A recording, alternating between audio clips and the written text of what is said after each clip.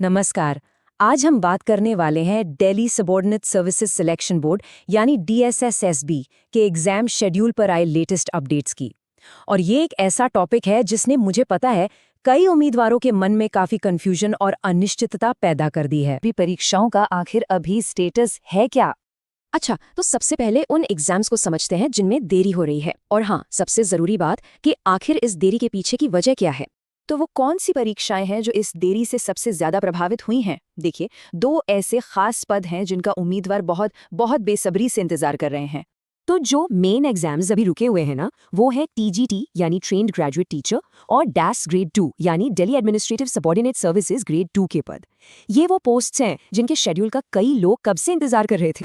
तो अब सवाल उठता है कि इन परीक्षाओं में देरी का आखिर मेन रीजन है क्या? इसका जवाब एक ही बड़े मुद्दे में छिपा है, और वो है आयु में छूट यानी एज रिलैक्सेशन का मामला। अब समझे, ये एक ऐसा पॉलिसी लेवल का मसला है जिसने पूरी भर्ती प्रक्रिया पर फिलहाल के लिए ब्रेक लगा दिया है। और देखिए, ये मामला इतना सीरियस है कि जब तक इस पर कोई क्लैरिटी नहीं आ जाती ना, तब तक डेट्स को फाइनल किया ही नहीं जा सकता। मतलब एक तरह से इन भर्तियों के लिए ये एक रेड लाइट बन गया है, सब कुछ यहीं आकर रुक गया है। तो इसका सीधा सीधा मतलब क्या हुआ? इसका मतलब ये है कि TGT और DAS ग्रेड 2 की परीक्षाएं कैंसिल नहीं हुई हैं, ये बात ध्यान में रखिएगा। लेकिन हाँ, मई के बाद जो अगला कैलेंडर अपडेट आएगा उसमें इनकी तारीखें मिले, इसकी उम्मीद काफी कम है। चलिए अब जरा अच्छी खबर की तरफ भी बढ़ते हैं। देखते हैं कि कौन सी परीक्षाएं हैं जो जल्द ही आने वाली हैं। तो अगर आप कोर्ट अटेंडेंट, असिस्टेंट सुपरिटेंडेंट या फिर फॉरेस्ट गार्ड जैसे पदों की तैयारी में लगे हैं, तो अब बिल्कुल एक्टिव हो जाइए, क्योंकि जो जानकारी मिल रही है उसके मुताबिक इनकी एग्जाम डेट्स अगले ही कैलेंडर में घोषित होने की पूरी संभावना है।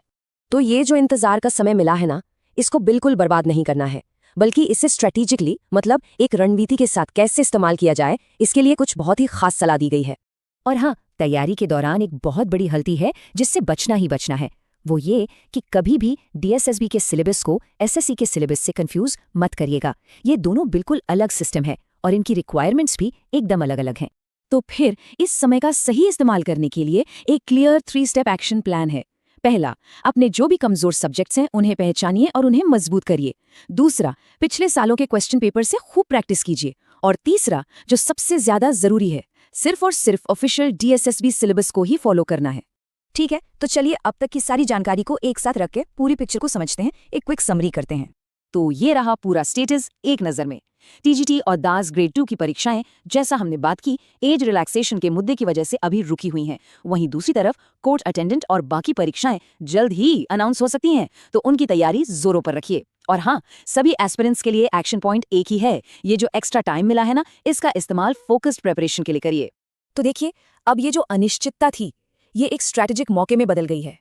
अब सवाल ये है कि इस एक्स्ट्रा टाइम का सबसे अच्छा इस्तेमाल कैसे किया जाए, ताकि अपनी किसी कमजोरी को